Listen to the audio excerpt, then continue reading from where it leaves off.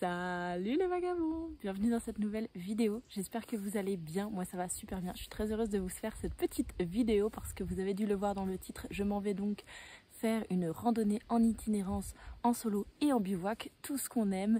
Donc forcément, je suis très contente de vous annoncer tout ça. Et donc dans cette vidéo j'ai décidé de répondre à toutes les petites questions que vous avez pu me poser sur Instagram, puisque je vous avais demandé donc si vous aviez des questions sur ma préparation pour ce GR, pour cet itinéraire. Donc on va commencer à faire le tour. Il y a eu beaucoup de questions mais je pense que j'ai tout noté pour pouvoir bien y répondre et être sûre de ne pas oublier une seule question. Et on va voir, il y a pas mal de questions très variées, très intéressantes quant à la préparation. Je pense que ça va regrouper un petit peu tout ce qu'il y a besoin de savoir pour se préparer pour le GR 400. En tout premier lieu, on va parler itinéraire, nombre de kilomètres, nombre de jours, préparation, plus en termes voilà, itinéraire et organisation. Donc dans un premier temps, il faut savoir que je pars de 7 à 9 jours. Je ne sais pas encore exactement le temps que je vais mettre sur ce GR, tout simplement parce que j'aime bien, enfin moi je me suis bloqué 9 jours pour pouvoir le faire, mais j'aime bien aussi me laisser libre. Donc comme je vous l'ai dit, je pars aussi en bivouac. Donc ça me laisse vraiment la liberté totale de le faire à mon rythme. Il faut savoir donc que le GR 400 fait tout le tour des monts du Cantal. Donc moi je vais faire une grande boucle comme ça sur 140 km à peu près.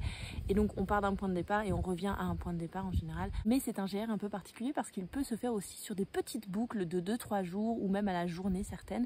Donc en fait il y a aussi, voilà, il a un peu une espèce de forme de fleur en fait, avec un point au milieu qui est la station de ski du Lioran. Et donc on peut faire seulement des petits boucles tout autour du Lioran. Et moi j'ai décidé plutôt, je vais passer par le Lioran, mais j'ai décidé de faire tout le tour comme ça de ce GR. Bon après à voir, hein, moi je m'adapte vraiment au fil du chemin. Comme je vous dis, j'ai pas du tout préparé forcément tout. Je me laisse cette plage de pouvoir faire 7 à 9 jours en fonction de, voilà, de mes capacités aussi, parce qu'il y a beaucoup de dénivelé. Je saurais pas vous dire précisément le dénivelé parce que voilà, j'aime pas trop regarder vraiment précisément combien je vais faire et j'aime bien me laisser aussi le chemin un peu libre. Mais je sais qu'il va y avoir pas mal de montées de descente. Alors c'est pas de la haute montagne parce que voilà, c'est pas les Alpes, c'est pas les Pyrénées, c'est pas des dénivelés qui vont être hyper impressionnants, mais c'est du dénivelé constant en fait, c'est-à-dire qu'on monte, on descend, on monte, on descend. Donc c'est du dénivelé cumulé assez important à la longue. C'est des étapes, en général ce qui est préconisé là, ce que j'ai vu, c'est des étapes de 10 à 20 km par jour. Voilà, je vais voir en fonction de mon état et de, voilà, de ma fatigue et de mon envie aussi à chaque jour pour avancer plus ou moins vite. Donc il y avait une question qui était: quel point de départ idéal d'après toi pour le GR 400? Moi je vais donc partir de la ville de Murat et faire ce tour là comme ça. Après ça peut être le Lioran, ça peut être d'autres endroits, il y a plein d'autres villages parce que donc le GR 400 redescend à plein d'endroits dans des villages pour pouvoir faire des étapes. Il reste pas tout le temps sur les crêtes, sur les sommets. Donc voilà, il y a plein de possibilités. Moi personnellement j'ai choisi Murat, ça avait l'air d'être le point de départ le plus idéal à mon sens, mais je pense qu'il n'y en a pas forcément un idéal. Je vous dirai peut-être lorsque je ferai mon chemin, mais vu que j'ai pas encore fait le chemin, je peux pas vraiment savoir, me rendre compte. Mais je crois que quand on fait la boucle au total, il n'y a pas forcément un point de départ particulier, puisqu'on va finalement voir un petit peu tout, quel que soit le point de départ. Donc comme je l'ai dit, je pars en bivouac, mais je vais également me laisser la porte pour pouvoir aller dans des gîtes de temps en temps ou dans des campings selon. Ce qui est super bien, c'est qu'il faut contacter un office de tourisme qui est sur le GR 400. Sachez qu'ils éditent une carte avec au verso de cette carte un ensemble de tous les hébergements possibles, que ce soit camping, refuge, gîte communal, gîte d'étape, plutôt chambre d'hôte aussi, il y a les hôtels, enfin bref, il y a vraiment tous les hébergements possibles qui sont répertoriés sur cette carte et c'est entièrement gratuit. Il suffit de contacter un office de tourisme local. Je pars avec cette carte, comme ça je peux contacter les hébergements la veille pour le lendemain si vraiment je vois qu'il y a besoin. J'ai vu qu'ils prévoyaient des orages pour quand je vais partir, donc il se peut fortement que j'aie besoin d'aller dans des gîtes. On verra. Voilà, moi je me laisse vraiment libre comme je le disais. Et du coup, il y a quelqu'un qui me demandait à peu près combien de kilomètres par jour et de dénivelé. La réponse, je n'en sais rien. Je suis vraiment quelqu'un qui ne veut pas préparer. Je le disais déjà tout à l'heure, donc la seule chose qu'il faut faire attention, c'est que c'est de la montagne, donc être un peu prévoyant, surtout niveau météo et niveau orage. Moi, c'est ce qui me fait le plus peur, parce que voilà, je suis pas forcément issue du milieu montagnard, donc c'est quand même assez nouveau pour moi, même si on est sur de la moyenne montagne. Ça monte quand même jusqu'à 1855 mètres d'altitude, le plomb du Cantal, qui est le sommet principal, mais on varie quand même beaucoup entre 1004 et 1008, donc c'est quand même voilà, de la montagne, donc faut faire attention. Mais moi, je préfère quand même ne pas prévoir. C'est tout l'intérêt donc de partir en bivouac, de pouvoir être complètement flexible et puis de pouvoir voilà, gérer les gîtes au fur et à mesure Ça va être une période, voilà, peut-être qu'il y a des gîtes qui vont me dire bah j'ai pas de place pour vous, et bien tant pis, je me rabattrai sur d'autres gîtes, mais je préfère aviser que tout le temps avoir un itinéraire tout tracé. En fait, moi c'est ça que j'aime dans la rando, c'est retrouver la spontanéité des fois qu'on n'a pas dans notre quotidien, donc forcément j'ai pas envie, voilà, de prévoir tout. Et il y avait donc une autre question qui était: est-ce que tu fais du repérage sur carte pour anticiper les lieux de bivouac? Et la réponse est évidemment non, surtout pas. Enfin en tout cas c'est à mon sens, en fait ça serait dommage à mon sens d'anticiper tous mes lieux de bivouac, parce que du coup ça reviendrait au même que de réserver des gîtes tous les soirs pour moi, et donc d'avoir un objectif, avoir un itinéraire avec le nombre de kilomètres à faire chaque jour. Et du coup bah, ça m'embêterait un petit peu voilà, de prévoir tous mes lieux de bivouac, surtout que en fait le bivouac bah, c'est bien de pouvoir en faire, voilà, quand on trouve un lieu sympa, qu'on a envie de se poser, allez go, on y va. Et c'est ça qui est chouette, enfin, en tout cas moi c'est ça que j'aime dans le côté bivouac, c'est d'être vraiment spontanée et ouverte à l'aventure totale. Après je dis pas hein, si forcément je suis fatiguée et tout ça, ça m'arrive des fois de regarder ma carte et de me dire tiens dans quelques kilomètres il y aura peut-être un lieu sympa, j'irai regarder à cet endroit là si je trouverais pas un petit lieu. Mais en règle générale c'est vraiment sur le terrain que je trouve. Est-ce que tu t'es entraîné au dénivelé? Eh bien non, pas du tout. La réponse elle est claire et nette, pas du tout. Après voilà, il faut savoir que je suis installée dans le Cantal depuis un certain temps maintenant, donc j'ai pu faire un petit peu de randonnée montagne, semi-montagne, mais pas autant que j'aurais aimé pouvoir m'entraîner avant de partir. Donc c'est pour ça aussi que je le fais vraiment à la cool. En plus je vais avoir un sac à dos quand même relativement lourd, donc je le fais vraiment très tranquille parce que je suis pas hyper entraînée, j'ai pas un cardio, enfin voilà, vous me connaissez, je suis pas quelqu'un d'hyper sportif de manière générale. Moi la randonnée c'est vraiment un loisir. Et je le fais voilà, plus pour le côté découverte, même si on est d'accord c'est une activité physique hein, bien sûr, mais c'est pour ça que je le fais vraiment à la cool. Je ne me mets absolument aucune pression en termes de performance sportive, c'est vraiment ça, c'est le truc, surtout pas.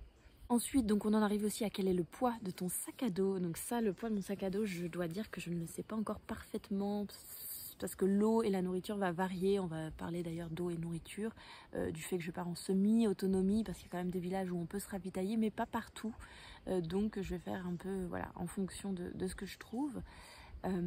Mais mon sac va être quand même, je pense, entre 10 et 12 kilos avec l'eau, pareil. Donc en plus il y avait une question sur ça, c'était comment tu prépares ta gestion de l'eau. Donc ça c'est un point important, il faut savoir que sur le GR400 on m'a beaucoup prévenu que c'était compliqué de trouver de l'eau, parce qu'on est en altitude et c'était pas évident, voilà, de trouver des sources.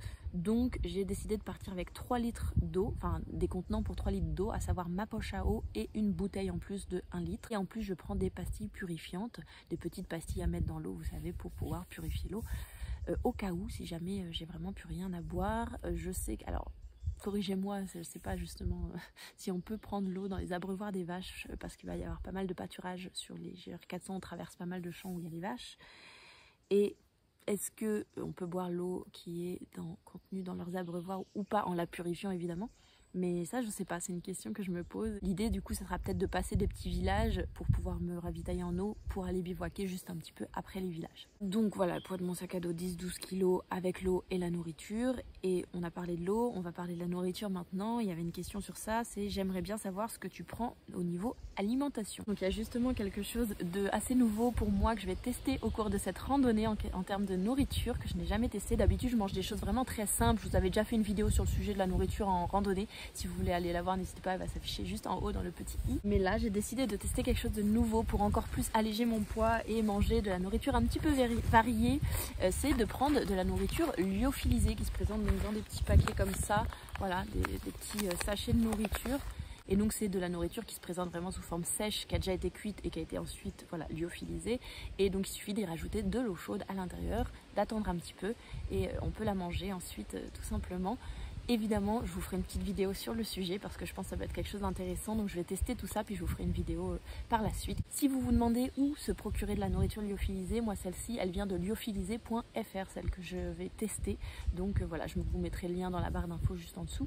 Et du coup, on en vient à une question qui est un peu dans le même thème, c'est est-ce que tu te renseignes avant de partir sur les lieux de commerce, donc j'imagine les lieux où acheter de la nourriture, où tu vois au fur et à mesure. Donc dans mon cas, pour les GR en général, oui, je me renseigne quand même un minimum pour savoir s'il y a ou non des endroits où je vais pouvoir acheter de la nourriture. Parce que s'il n'y a pas du tout, ça voulait dire que je partais peut-être sur 9 jours sans aucune nourriture et qu'il fallait entièrement que je parte en autonomie avec toute la nourriture dans mon sac à dos. En l'occurrence, moi, ça c'est pas possible, ça serait beaucoup trop lourd pour moi. Je ne suis pas encore à ce niveau-là dans mes aventures.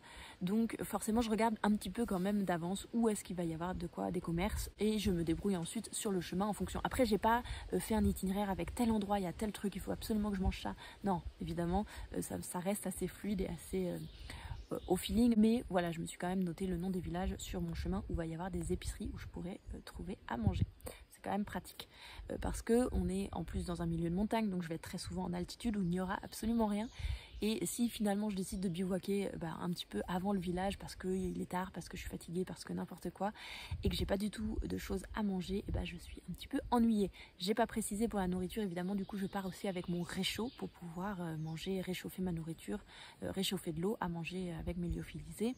Et aussi éventuellement acheter des pâtes sur le chemin, pourquoi pas aussi En général, je mange froid le midi, je mange chaud le soir, et donc j'ai pris mon réchaud à gaz, avec une toute petite bonbonne parce que je pense que ça me suffit pour 9 jours et surtout pour du lyophilisé. En fait, l'intérêt du lyophilisé, c'est qu'on n'a pas à tout simplement cuire un aliment. Les aliments sont déjà cuits, on a juste à chauffer de l'eau et une fois qu'elle est à l'ébullition, on peut le mettre dans le plat. Donc en fait, c'est vraiment encore plus rapide à faire la nourriture lyophilisée que si on doit cuire des pâtes, cuire du riz ou cuire des féculents de manière générale. Alors ensuite, il y avait des questions en termes de matériel. Il y avait une question c'était est-ce que tu pourrais faire une présentation de tout ton matériel? Alors oui, je la ferai cette présentation, à la limite je la ferai au retour de mon GR400 pour vous montrer tout ce que j'ai pu utiliser. Est-ce que ça c'était des bonnes idées, est-ce que c'était pas des bonnes idées? Comme ça vous fera un retour d'expérience encore plus enrichissant, je pense, sur mon matériel en tant que tel.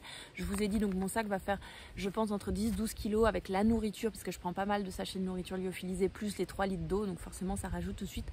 Mais de base c'est un sac qui va faire 7 kilos, je pense, tout compris, avec mes petites affaires de bivouac et un sac de couchage pas très chaud. Parce que normalement les températures vont pas être trop fraîches. Normalement. On verra ça sur le terrain. Il y avait 2 autres petites questions enfin sur le matériel. Il y en avait une, c'était est-ce que tu prends des chaussures spécifiques? Et sachant que c'est du milieu montagneux, je comprends totalement la question. Surtout sachant qu'on me connaît, moi je marche surtout d'habitude en été, je marche beaucoup en sandales. Je vous avais déjà fait une vidéo de pourquoi est-ce que j'adore marcher sur les chemins en sandales. La vidéo s'affichera juste ici si vous voulez aller la voir dans le petit en haut à droite de votre écran. Mais évidemment en montagne, je ne veux pas partir avec des sandales, ça serait complètement inconscient. En plus moi je porte des sandales qui sont complètement ouvertes, donc ça serait vraiment pas une très bonne idée. Et je pense partir avec mes chaussures basses de randonnée, sachant que moi je marche toujours avec des bâtons, donc pour mes chevilles, voilà, je pense que ça suffira avec les bâtons. Le fait que ce soit des chaussures basses donc me protège quand même, parce que ça va être des sentiers vraiment très pierreux, très rocailleux quand même, le GR400.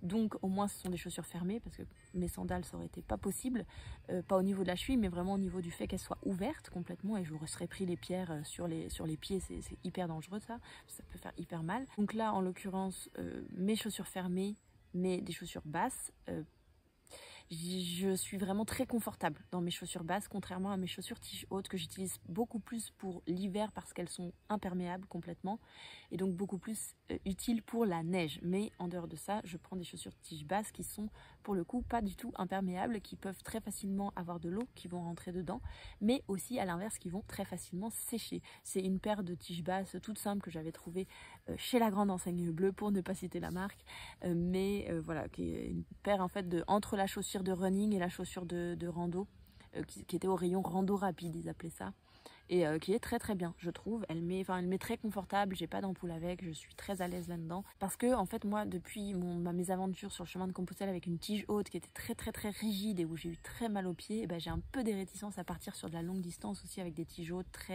plus rigides en fait. Voilà, on verra sur le terrain si c'était une bonne idée ou pas. Ensuite, une dernière question en termes de matériel, c'était auras-tu une balise pour les avalanches en cas de problème? Alors non, je n'emmène pas ça avec moi parce que c'est de la moyenne montagne. En juin, là, ça y est, il y a tout qui a fondu. Il y aura quelques plaques de neige, mais j'aurai pas à passer dedans, hein, c'est vraiment rien du tout. Ce qui reste actuellement sur les hauteurs, ça a beaucoup fondu. Et donc, il n'y a pas de raison que j'emmène une balise avalanche, ni une balise GPS, sachant que voilà, c'est quand même assez... Enfin, il y a des villages assez régulièrement, tous les 15-20 km, il y a des villages. C'est un sentier qui est quand même fréquenté. Et puis, à tout moment, je peux redescendre dans les vallées, en fait, pour s'il m'arrive quoi que ce soit, je peux redescendre dans les vallées. Et ensuite, sur le téléphone, je peux toujours appeler le 112 tant qu'il y a du réseau. Ah, il y avait une autre question en fait après ça, il y avait quel est le coût d'une telle aventure? Ça c'est vrai, c'est une bonne question aussi, parce que souvent on se demande un peu combien ça coûte de partir à l'aventure en randonnée. Eh bien sachez que ça coûte pas très cher. Quand on part en aventure en bivouac, on va pas dépenser beaucoup d'argent pour l'hébergement. Donc en fait, il y a juste la nourriture, à savoir que la nourriture, on se serait nourri si on était resté chez soi aussi. Donc je vous dirais que c'est à peu près équivalent à la nourriture que vous auriez mangé chez vous. Surtout si vous emmenez un réchaud avec vous, parce que comme ça vous pouvez cuisiner et gagner un petit peu d'argent si vous mangez des pâtes ou des choses assez simples. Vous pouvez vraiment ne pas dépenser beaucoup d'argent dans la nourriture. Après, c'est vrai que si vous décidez de partir en gîte en prenant des demi-pensions tous les soirs, c'est plutôt des tarifs à 50 € la nuit, hein, si c'est par personne. Donc c'est vrai que là ça devient plus cher, mais bon, sur 8 jours, 50 € ça va encore pour une aventure. Et vous avez le confort du lit, et vous avez les douches, et vous avez en plus des bons repas chauds le soir, en général des bonnes truffades ou des bonnes choses comme ça, lorsque vous êtes en Auvergne. Donc voilà, c'est un choix après. En termes de budget, je me laisse quand même une marge, parce que je sais que je vais quand même aller dans des gîtes ou des campings de temps en temps et manger en plus, voilà, des choses peut-être de temps en temps. Je me ferai un resto, un café, enfin voilà, je me prive pas, surtout pas. Donc j'ai aucune idée, j'ai pas budgété du tout mais si je paye 20 €, allez, 3 nuits sur 9 ou 4 nuits, même la moitié disons, bah voilà, ça fait 4 fois 20. J'aurai un net même en me payant vraiment des bières tous les soirs, à 200-250 € sur mon aventure totale. Et encore, je compte très large là, donc c'est vraiment pas quelque chose qui coûte cher quand on part en bivouac, puisqu'on bivouac un peu partout et évidemment c'est gratuit. Après, je l'ai déjà expliqué dans plein d'autres vidéos, c'est pas la raison principale pourquoi je bivouac, mais faut pas vouloir bivouaquer juste pour gagner de l'argent, hein. Ça clairement c'est pas une bonne idée, je pense, parce que ça va pas trop bien se passer si c'est la seule moteur qui vous pousse à bivouaquer. Voilà ce qu'il en est pour ma préparation pour le GR400, pour le tour des monts du Cantal. Ça va être un beau challenge pour moi, j'ai hâte. Je pars seule en plus, donc moi, comme vous savez, j'adore partir seule. Je vous emmènerai évidemment dans mon sac à dos avec moi pour partir à l'aventure en vidéo, à travers sûrement des petits vlogs et peut-être d'autres vidéos même. Donc j'ai bien hâte de vous montrer tout ça. J'espère que cette petite vidéo vous aura plu, vous aura donné envie de partir à l'aventure vous aussi sur cette belle randonnée. Si cette vidéo vous a plu, en tout cas, n'hésitez pas à y mettre un petit pouce en l'air, à vous abonner à la chaîne si ça n'est pas encore fait, parce que ça m'encourage toujours un petit peu plus. Et puis aussi, si vous voulez suivre un petit peu plus mon aventure de manière journalière, c'est possible de le faire à travers mes stories que je publie sur Instagram. Donc si vous ne me suivez pas encore sur Instagram, n'hésitez pas à aller le faire. Je vous mettrai le lien dans la barre d'infos juste en dessous de mon Instagram. J'y publie en général donc mes petites aventures beaucoup plus au quotidien. Mais il y aura quand même évidemment sur YouTube une prochaine vidéo qui sortira pour vous montrer cette belle aventure. Et bien moi je vous fais tout plein de gros bisous et je vous souhaite plein de belles aventures à vous aussi et à tout bientôt.